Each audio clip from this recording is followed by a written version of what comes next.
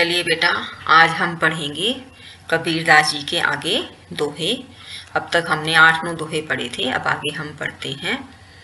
केसो कही कही कूकिए ना सोइए असरार, राती दिवस के कूकणो मत कब हूँ लगे पुकार। कबीरदास जी कहते हैं केसो अर्थात परमात्मा के नाम को, कही कही का अर्थ है बोल बोल करके, जाप कर करके, कूकिए का अर्थ है शोर मचाइए। इसका अर्थ क्या है कि मन से हर वक्त परमात्मा के नाम की रटन लगाइए। शोर करने का अर्थ, कूकिए का अर्थ है शोर करना। यहाँ शोर करने का अर्थ क्या है कि ईश्वर के नाम जाप की रटन अर्थात निरंतर नाम जाप करते रहिए। ना सोइए असरार, असरार का अर्थ है पैर पसार कर, लगातार निरंतर सोते मत रहिए। यहाँ सोने का अर्थ है अज्ञान की नींद में सोते मत रहिए। हो सकता है तुम रात दिन उसके प्रार्थना कर रहे हो, उसके नाम का जाप कर रहे हो। कब हूँ लगे पुकार, कब कौन सी बात, कौन सी दुआ, कौन सी प्रार्थना उसके धाम में जा करके स्वीकार हो जाए। कवि कहना चाहता है कि हे मन, हे मेरी अंतरात्मा, निरंतर ईश्वर के नाम का जाप करते करते शोर मचाइए, रुदन कीजिए, प्रार्थना कीजिए। निरंतर पैर पसार कर लगातार सोते न रहिए। रात दिन के कूकने को, प्रार्थना को वह परमात्मा कभी न कभी सुन लेता है। कब हूँ लगे पुकार, क्या पता उस परमात्मा के पास कब हमारी पुकार पहुँच जाए। लंबा मार्ग दूरी घर, विकट पंथ बहुमार, कहो संतो क्यों पाइए दुर्लभ हरि दीदार। कि परमात्मा के पास जाने का रास्ता लंबा है, मार्ग का अर्थ है रास्ता, उसका घर बड़ा दूर है। विकट पंथ, विकट का अर्थ है कठिन रास्ता है।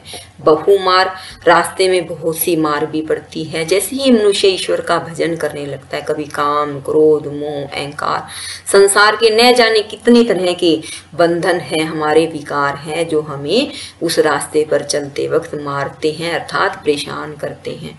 तो संतों से कबीरदास जी पूछते हैं कि तो ये बताइए कि परमात्मा के दुर्लभ दीदार अर्थात दर्शन को मैं कैसे पा सकता हूँ। इसका अर्थ क्या है कि जहाँ भगवान के दर्शन बहुत मुश्किल है, उस दर्शन को पाने का सबसे आसान और अच्छा उपाय मुझे बताइए। कबीर चित्त चमकिया चहु दिस लागी लाई, हरि सुमिरन हाथों घड़ा बेगे ले बुझाई। कबीरदास जी क्या कहते कि मेरा चित्त अर्थात मन चमकता रहता है, अर्थात संसार की ओर आकर्षित होता रहता है। चहु दिस लागी लाई, चारों तरफ संसार के आकर्षण की लागी लाई का अर्थ है अग्नि जल रही है। कहीं कुछ हमें अपनी ओर खींचता है, कहीं कुछ हमें अपनी ओर खींचता है। ऐसी स्थिति में ईश्वर को पाने का सबसे अच्छा रास्ता क्या है कि हरि सुमिरन, परमात्मा के नाम का सुमिरन रूपी घड़ा हाथ में ले करके संसार की माया के आकर्षण रूपी आग को, बेगे का अर्थ है जल्दी से बुझा लेना चाहिए। संसार के आकर्षण की अग्नि चारों तरफ चल रही है। ऐसी स्थिति में हरि के सुमिरन रूपी घड़े को हाथ में लेकर इस अग्नि को बुझा लेना चाहिए। अगली पंक्तियां मोस्ट इंपोर्टेंट है। ये विरहणी उभी पंथ सिरी, पंथी बूझे धाई, एक शब्द कही पीव का कब्रे मिलेंगे आई। विरह भावना की बात इसमें कही गई है कि जब अंतरात्मा को ईश्वर से मिलने की लगन, तड़प लग जाती है तो वह क्या करती है, विरहणी महिला की तरह से हो जाती है, विरहणी नारी की। इसमें ईश्वर के घर में नारी और पुरुष नहीं होते, ईश्वर के घर में सच्चा जीव है, परमात्मा है, चाहे वह महिला है या पुरुष है।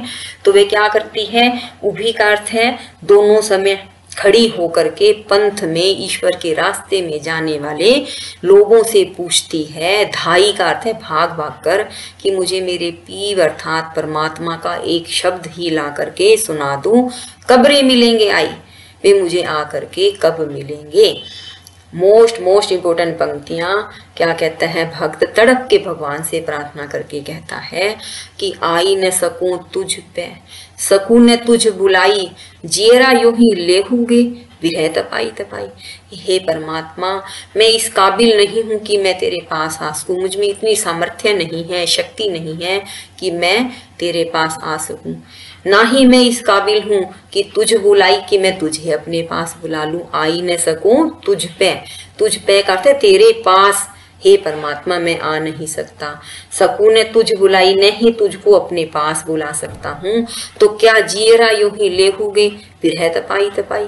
क्या तुम मेरी जान मेरे जियरा अर्थात मेरी जान को अपने विरह में तड़पा तड़पा कर ही ले लोगे, अर्थात मैं तुम्हारे दर्शन किए बिना ही संसार से चला जाऊंगा। अब विरह की अग्नि के बारे में कबीर जी फिर से कहते हैं, यहू का अर्थ है यह है तन शरीर, जालो का अर्थ है जलाकर मसी करूं अर्थात राख बना डालूं।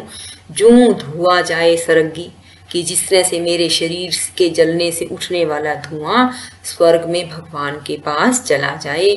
मति का अर्थ है शायद वे राम दया करे बरसी बुझावे अग्नि, कि मेरे विरह की अग्नि को किस तरह से बुझाएंगे, अपने प्रेम रूपी जल को बरसा करके बुझा दें। कवि कहता है कि विरहनी भक्त विरहनी आत्मा ऐसा मन में सोचती है कि मैं अपने शरीर को जला करके राख कर दूं, जिससे मेरे शरीर के जलने से उठने वाला धुआं स्वर्ग में भगवान के पास चला जाए और शायद वह परमात्मा दया करके मुझ पर अपने प्रेम का, दर्शन का, भक्ति का जल बरसाकर मेरी विरह अग्नि को शांत कर दे। बिरहा बिरहा जिनी का अर्थ है मत कहो। बिरहा है सुल्तान, ईश्वर के प्रति जो विरह है उसे बुरा नहीं कहना चाहिए, क्योंकि विरह जो है वह सुल्तान अर्थात राजा के समान है। जिही घट, जिही का अर्थ है जिस, घटी का अर्थ है हृदय में ईश्वर के विरह का संचार नहीं होता, सो घट सदा मसान, वह हृदय हमेशा शमशान भूमि के समान है। इसका अर्थ क्या है कि कबीरदास जी कहना चाहते हैं कि जो संसार में आकर ईश्वर से मिलने के लिए तड़फता नहीं है, उसका शरीर और उसका मन वह कैसा है, शमशान भूमि के समान नीरस है, अर्थात जिसमें परमात्मा से मिलने की लगन नहीं है, उस व्यक्ति का जीना इस दुनिया में निरर्थक ही है।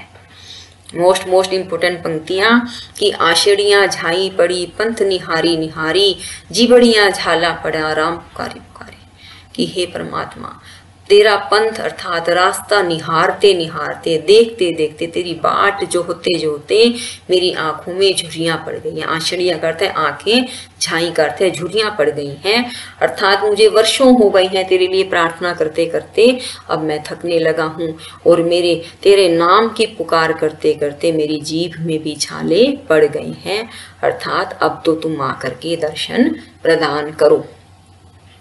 इस तन का दीवा करूं बाती मेलूं जीव, लोही सींचूं तेल जूं, कब मुख देखूं पीव। कब मुख देखूं, पीव का अर्थ है परमात्मा, कि मैं अपने परमात्मा का मुख कब देखूंगा। इसका अर्थ क्या है कि मुझे भगवान के दर्शन कब होंगे। कबीर कहते हैं कि एक भक्त परमात्मा के सामने यह मन में भाव लेकर के आता है कि मैं मेरे शरीर को दिया बना करके, इस तन का दीवा करूं, इस शरीर को दिया बना करके, बाती मेलूं जीव, और मेरा जो प्राण है उनको क्या है, बत्ती बना करके रख दूं, जोत बना दूं, उसकी शरीर को दिया बनाने की बात कही है। और जो प्राण है, जीव का अर्थ है प्राण, प्राण शक्ति है, उसको बत्ती बनाने की, बाती अर्थात जोत बनाने की बात कही है।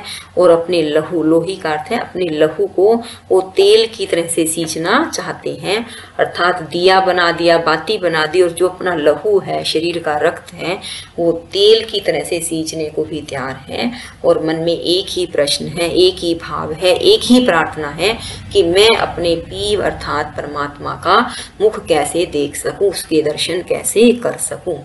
आगे कबीर जी कहते हैं कि हंसी हंसी कंत ने पाइए, जिनी पाया तिनी रोई। कंत का अर्थ है स्वामी, यहाँ आत्मा के स्वामी कौन है, परमात्मा। कबीर जी क्या कहना चाहते हैं कि उस परमात्मा को पाने के लिए अत्यधिक परिश्रम की जरूरत है। हंसी हंसी का अर्थ है हंसते हंसते। अब कोई काम अगर हम हंसते हंसते करते हैं उसका अर्थ क्या है, वह काम आसान है, और अगर हंसते हंसते नहीं कर पा रहे तो इसका अर्थ है वह काम मुश्किल है।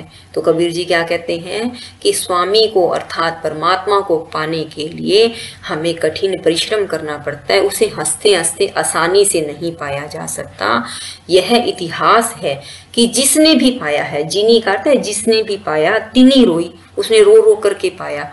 रोने का अर्थ यहाँ क्या है फिजिकली रोना नहीं जो आप आंसू बहाते हैं, हृदय में उससे मिलने की जो पीड़ा है, तड़प है, उसको जागृत करके परमात्मा को पाया है। और फिर वो कहते हैं कि यदि हरि परमात्मा हंसने से ही मिले, बिना प्रयास के ही मिले, बिना कोशिश किए ही मिलते हों, नहीं दुहागनी कोई, तो इस संसार में ऐसा कोई व्यक्ति, ऐसी कोई आत्मा नहीं होगी जो दुहागनी हो। दुहागनी होने का अर्थ क्या है? जिसे परमात्मा को प्राप्त न किया, जिसे भगवान न मिले हों, जिसके पास उसका स्वामी न हो।